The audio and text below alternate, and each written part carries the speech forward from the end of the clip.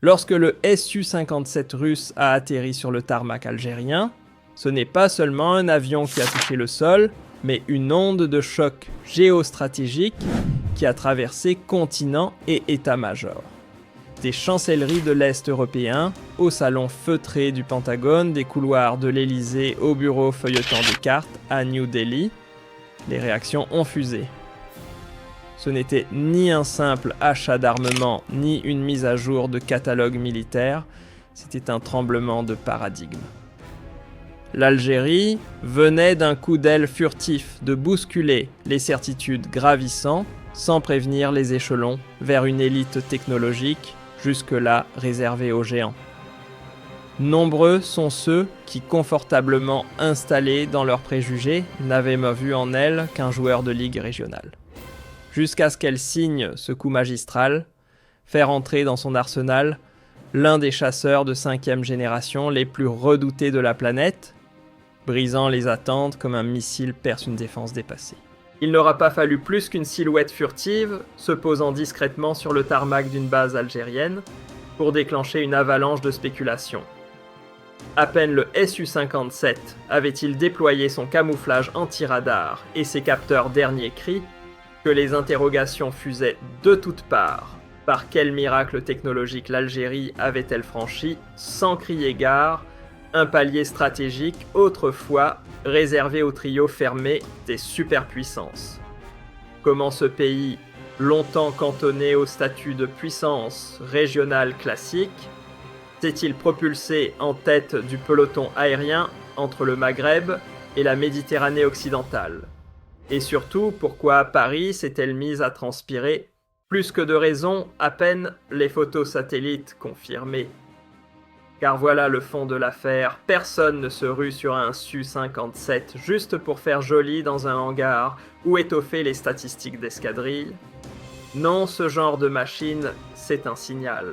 Un avertissement silencieux mais tonitruant désormais, l'Algérie peut dicter ses règles dans le ciel.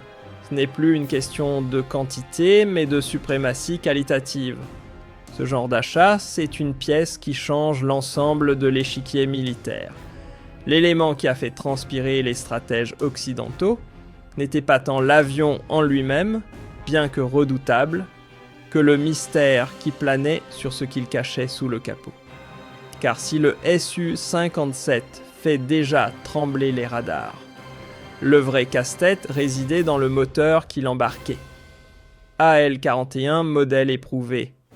Ou bien l'Algérie aurait-elle mis la main sur une version survitaminée comme le 117, voire pire ou mieux, selon le camp le fameux 177S.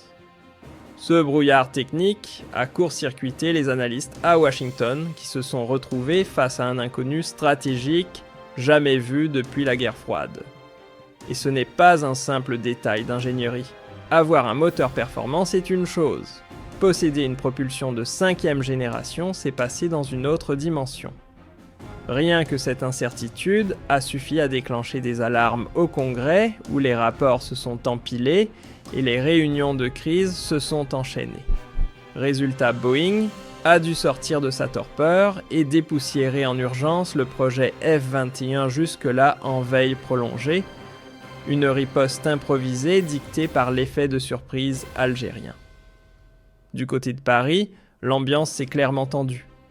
Les stratèges tricolores, longtemps persuadés que le Rafale régnerait sans rival dans le ciel nord-africain, ont vu leur certitude s'effriter à la vitesse d'un avion furtif franchissant la Méditerranée. Le cauchemar. Un Su-57 algérien qui décolle en silence, glisse sous les radars et n'apparaît qu'à la dernière seconde sur les écrans de défense. De quoi renverser la table des plans d'alerte, réécrire les doctrines. Et surtout, déclencher une avalanche de rapports internes. Certains osent dire désormais poser la question qui fâche notre fleuron national. Peut-il réellement tenir tête à un engin taillé pour chasser les chasseurs de 5e génération? Et si ce bijou algérien participait à des exercices d'envergure en Méditerranée occidentale, que resterait-il de notre supériorité aérienne? Pendant ce temps en Inde, les visages sont tout aussi crispés. Le programme AMCA, censé porter fièrement le flambeau technologique national, piétine depuis des années dans les méandres du développement moteur. Et voilà que l'Algérie, presque en silence, grille la priorité, récupérant l'avion tant convoité. Humiliation supplémentaire des fuites révèle peu que la version acquise possède une portée supérieure à 3000 km. Assez pour patrouiller loin en mer, ratisser le désert ou couvrir d'immenses frontières sans ravitaillement. Un véritable couteau suisse de l'aviation de combat pendant que New Delhi recale, Alger décolle. Mais c'est à Washington que la secousse a été la plus brutale. Ce n'est pas tant le Su-57 en lui-même qui a mis les nerfs à vif, mais l'écosystème dans lequel il s'insère côté algérien. Un rapport fuité du Congrès a levé le voile. Ce qui inquiète vraiment, c'est que ce chasseur ultramoderne n'opère pas seul. Il vient s'ancrer dans un maillage redoutable, entouré de Su-30. Su-34 MiG-29, reconfiguré, appuyé par une défense aérienne multicouche allant des systèmes moyenne portée jusqu'au bouclier longue distance. Autrement dit, l'Algérie n'a pas acheté un avion, elle a construit une toile d'araignée aérienne complète, mobile létale et quasi insaisissable. Dans cette configuration, le Su-57 devient l'arme terminale, l'épée invisible d'un arsenal déjà bien affûté. C'est cette cohérence d'ensemble qui a forcé les États-Unis à revoir leurs équations régionales. Un pays qui peut projeter sa puissance sans demander la permission, sans dépendre d'un parapluie occidental, entre dans une ère nouvelle. On parle ici de souveraineté aérienne intégrale. Résultat immédiat, les capitales voisines ont senti le sol bouger sous leurs pieds. Le moral chancelle lorsqu'un voisin sort soudainement l'artillerie de 5e génération couplée à des S-400 Pantsir, S et Buk M2. Ce cocktail suffit à refroidir les plus téméraires, toute velléité de provocation devient un pari risqué presque suicidaire.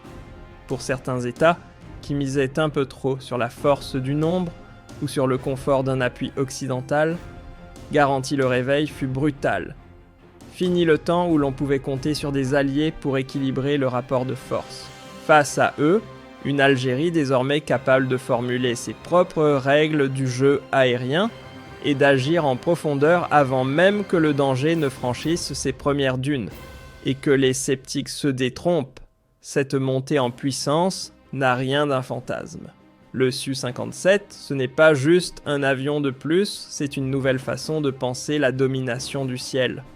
Un prédateur silencieux, agile, armé jusqu'aux dents à l'intérieur comme à l'extérieur, et surtout bardé de technologies électroniques, capable de brouiller les certitudes des pilotes adverses, même ceux aux commandes d'appareils de 4e ou 5e génération. En clair, la donne a changé, et certains commencent seulement à s'en rendre compte. Selon plusieurs rapports russes, le modèle livré à Alger n'est pas un Su-57 standard sorti d'usine. Il a été modifié sur mesure pour affronter les sables brûlants, les températures extrêmes et les vents secs du sud méditerranéen. Système de refroidissement renforcé, capteur recalibré, un avion optimisé pour opérer à plein régime là où d'autres suffoquent, note. Et si un pays a senti le changement d'équilibre plus brutalement que les autres, c'est bien la France. L'Hexagone, autrefois convaincu de son avance aérienne durable dans la région, voit aujourd'hui son statut remis en question. Car non, il ne s'agit pas ici de simples spéculations enflammées. C'est une lecture froide et lucide d'un basculement déjà enclenché. L'Algérie ne s'est pas contentée de commander un chasseur dernier cri. Elle l'a intégré dans une architecture militaire patiemment construite avec une armée disciplinée, un bouclier anti-aérien cohérent, des lignes logistiques solides et une doctrine mûrie à travers les décennies. L'arrivée du Su-57 dans cet écosystème n'est pas un ajout, c'est le verrou final. Avec lui, l'Algérie verrouille le ciel, trace ses lignes rouges et impose sans hausser le ton une nouvelle grammaire stratégique dans tout l'ouest méditerranéen. On aura beau tenter de relativiser, d'enrober ou même de détourner le regard, les faits sont là, implacables. Les froncements de sourcils au Congrès américain la fébrilité soudaine des industriels de la défense, les analyses tendues venues de Paris, New Delhi ou Kiev, tout converge vers une conclusion claire.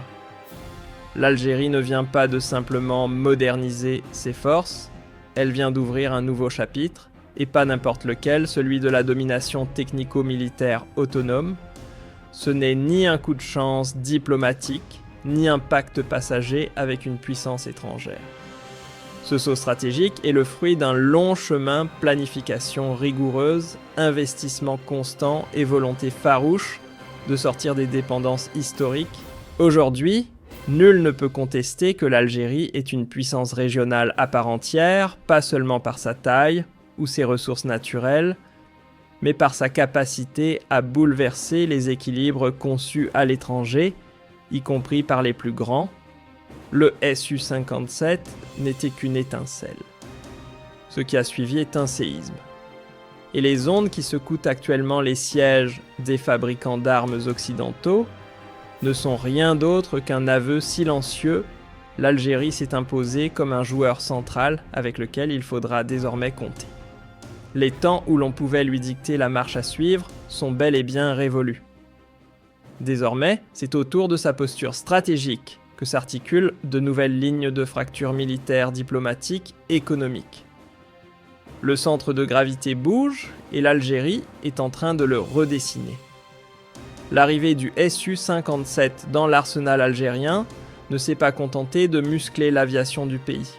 Non, elle a redessiné la carte mentale que le monde se faisait de la puissance algérienne. Une redéfinition qui ne relève pas du hasard, mais d'un processus long, méthodique et parfaitement assumé. Ce tournant n'est ni le fruit de la précipitation, ni le résultat d'une opportunité saisie au vol. Il incarne l'aboutissement d'une trajectoire pensée depuis longtemps, guidée par une boussole claire, faire de la souveraineté nationale. Non pas un slogan, mais le socle inébranlable de chaque orientation stratégique. Une vision lucide, soutenue par une continuité politique rare et une ligne doctrinale qui refuse le suivisme pour mieux affirmer l'autonomie. Ce qui déstabilise autant qu'on admire, c'est justement cette posture inclassable, un pays qui ne suit ni l'ombre d'un bloc, ni la cadence imposée par les grandes puissances. L'Algérie avance selon sa propre boussole, forgeant une stratégie long terme hors des sentiers battus et des influences préfabriquées. Le vrai tour de force ne réside pas dans la possession du Su-57, en lui-même aussi impressionnant soit-il, mais dans la manière dont Alger a su bâtir autour de cette machine une architecture cohérente, capable de la faire fonctionner, de la sécuriser, de l'intégrer dans une chaîne opérationnelle qui fonctionne comme un seul organisme.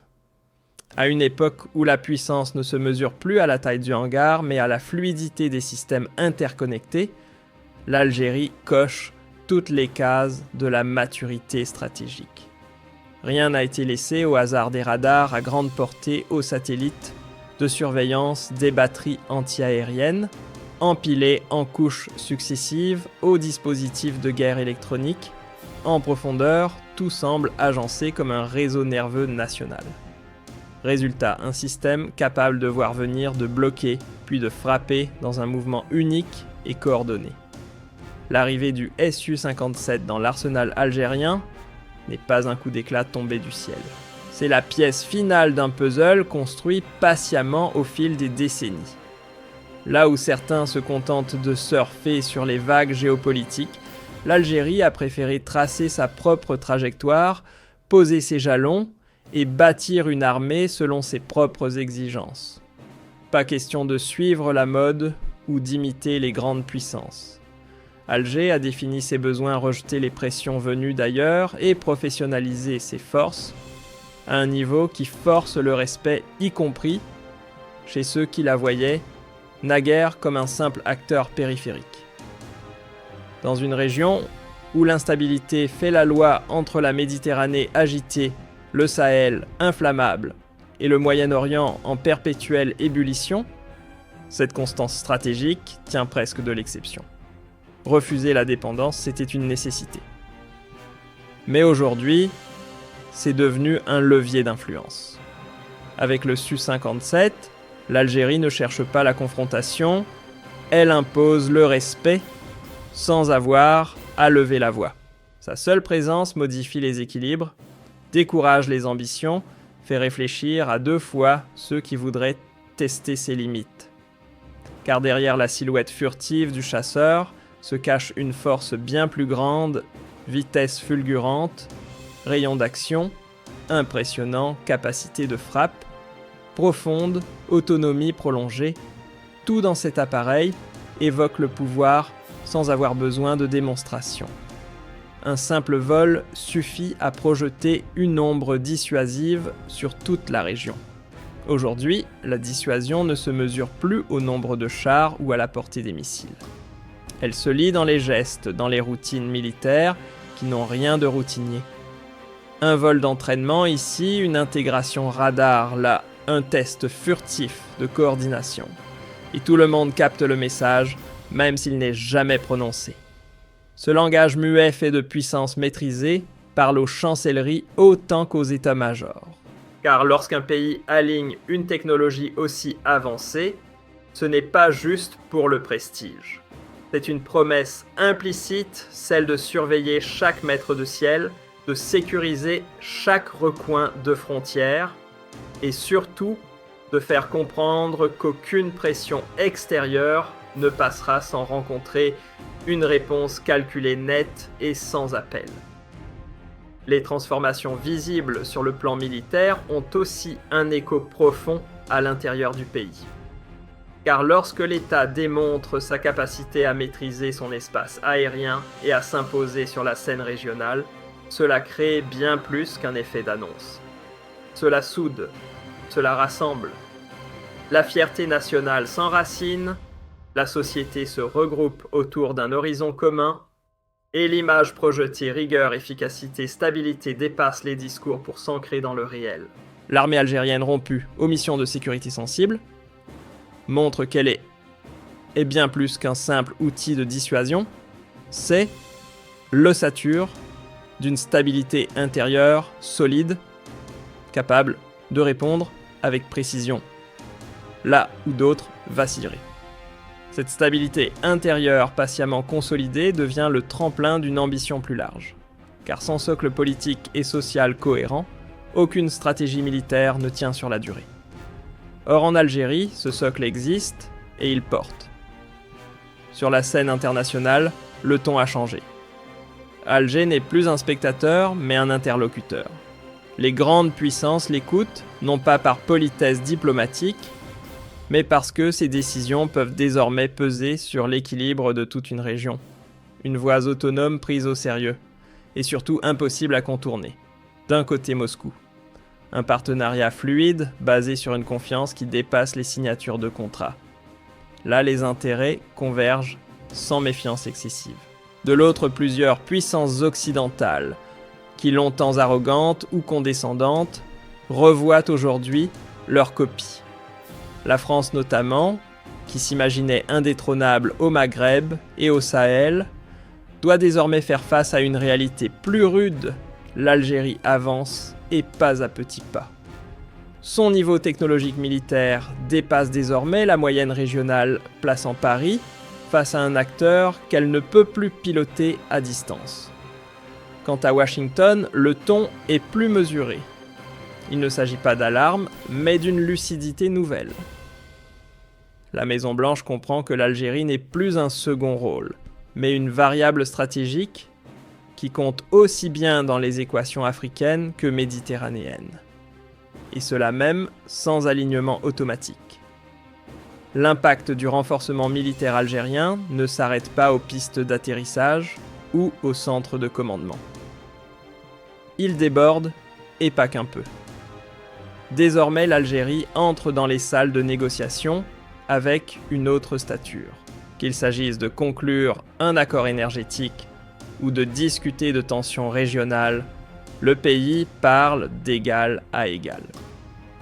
Une armée modernisée et crédible, ce n'est pas juste une garantie de sécurité. C'est un levier diplomatique, un appui stratégique dans les échanges économiques et un facteur de respect dans les forums internationaux. En clair, l'indépendance militaire s'est muée en puissance d'influence multicanale. Pas de camp imposé, pas d'alignement par réflexe. L'Algérie continue de tracer son chemin diplomatique comme elle l'a toujours fait selon ses intérêts et rien d'autre. Cette volonté d'autonomie, longtemps perçue comme un pari risqué, prend aujourd'hui une toute autre allure grâce à la modernisation fulgurante de ses capacités de défense. Ce choix d'équilibre loin des automatismes d'allégeance donne à Alger une souplesse que peu de pays peuvent revendiquer. Résultat, dans le Maghreb, comme sur la rive ouest de la Méditerranée, une redistribution silencieuse du pouvoir est en marche et l'Algérie est au centre du nouveau tracé. Ce qui distingue l'Algérie dans le tumulte régional, ce n'est pas seulement sa montée en puissance, mais la manière dont elle la porte. Aucun discours de conquête, aucune volonté d'expansion. Juste une ligne claire, préserver la stabilité, respecter les frontières et favoriser le dialogue. Et c'est précisément cette combinaison atypique, puissance affirmée mais posture mesurée qui fait mouche. Là où d'autres cherchent à projeter leur force en s'imposant, l'Algérie gagne en crédibilité en montrant qu'elle peut contenir, encadrer, apaiser. Le muscle sans l'arrogance. Une autorité tranquille. Derrière cette stratégie se cache une doctrine de défense immuable, ne jamais déclencher l'escalade, mais toujours être prêt à y mettre fin, et y mettre fin vite. C'est là que le Su-57 entre en scène, pas comme un outil d'agression, mais comme une pièce centrale dans l'arsenal défensif national. Furtif, maniable, multitâche, il n'est pas là pour provoquer, mais pour dissuader. Sa mission: garantir le contrôle du ciel, renforcer la supériorité défensive et envoyer un signal clair: l'Algérie ne cherche pas la guerre, mais elle ne la subira pas. Ce n'est pas un hasard si les projecteurs du monde diplomatique restent braqués sur Alger. Ce n'est pas non plus à cause de rodomontades guerrières ou de provocations sonores. Non, si l'Algérie intrigue, c'est justement parce qu'elle avance sans fracas, mais avec une maîtrise qui impose le respect. Il y a une différence subtile, mais fondamentale, une puissance qui n'a pas besoin de crier pour se faire entendre, et souvent celle qu'on écoute le plus. Et cette force, contenue loin d'être silencieuse, redessine peu à peu les calculs stratégiques des voisins. Plusieurs pays de la région n'ont eu d'autre choix que de revoir leurs priorités, repenser leurs équilibres, voire dans certains cas admettre que la carte du pouvoir est en train de changer et que l'Algérie y occupe désormais une place centrale. Ceux qui pariaient jadis sur la supériorité du nombre ou sur l'intervention providentielle de puissances alliées commencent à réaliser une chose: l'espace pour agir librement face à l'Algérie se réduit comme peau de chagrin. Fini le temps où l'on pouvait capitaliser sur les faiblesses d'une défense aérienne jugée gérable. L'écart technologique, hier encore marginal, s'est transformé en gouffre stratégique. La montée en puissance algérienne ne se résume pas à l'arrivée du Su-57, aussi symbolique soit-elle. Ce n'est que la pointe de l'iceberg. Car derrière, c'est toute une structure défensive cohérente et intégrée qui s'est construite: radar de dernière génération, intercepteurs, multirôles, munitions. Intelligente, système anti-aérien superposé, essaim de drones autonomes et un volet cyber en plein essor. Ce maillage stratégique transforme littéralement l'environnement sécuritaire du pays. Aujourd'hui, toute tentative d'intrusion ou de menace n'aurait même pas le temps de se développer. Elle serait aussitôt repérée, évaluée et neutralisée. Pas de délai, pas de surprise. Juste une réponse calculée, rapide, chirurgicale. L'acquisition du Su-57 n'a pas seulement changé les équilibres militaires régionaux, Elle a aussi repositionné l'Algérie sur les radars des grandes puissances, cette fois, non pas comme simple acheteuse, mais comme partenaire potentiel.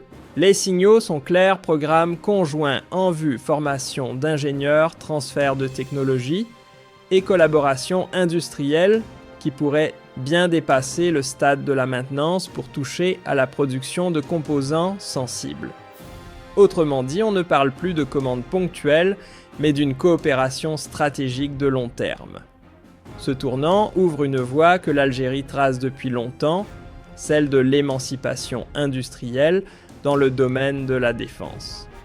Moins dépendre des fournisseurs étrangers, mieux maîtriser chaque maillon de la chaîne technologique, telle est l'ambition affichée et désormais concrètement engagée. Ce n'est plus un simple objectif politique, c'est une direction assumée, structurée, intégrée dans la doctrine nationale. Et au-delà de la sphère purement militaire, cette transformation modifie en profondeur la manière dont le pays est perçu à l'international. Car avec cette montée en puissance, Alger ne se limite plus à jouer les arbitres silencieux, elle devient force de proposition.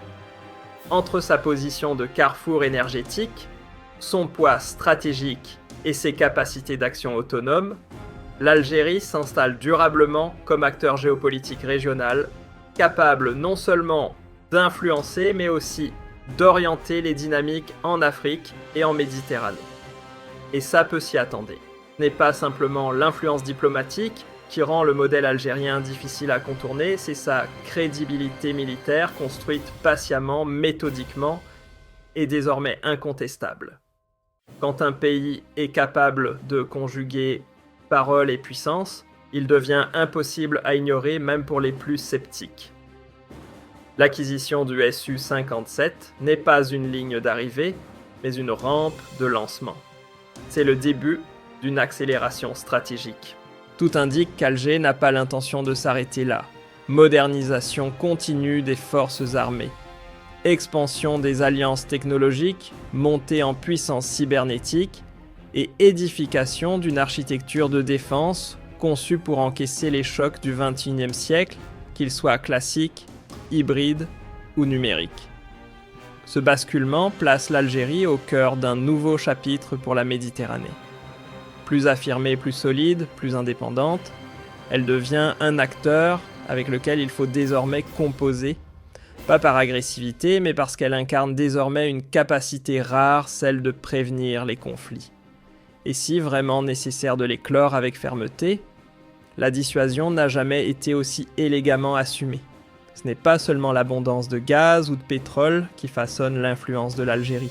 C'est avant tout une volonté ferme, une ligne rouge bien gardée, celle de ne jamais céder sur la souveraineté, de défendre chaque mètre carré d'intérêt national, et de jouer le rôle d'ancrage dans une région que les crises n'épargnent jamais longtemps. Il faut se rendre à l'évidence, la carte stratégique de l'Afrique du Nord et de la Méditerranée occidentale a été redessinée. Fini l'époque où l'Algérie n'était qu'un pion dans l'échiquier régional.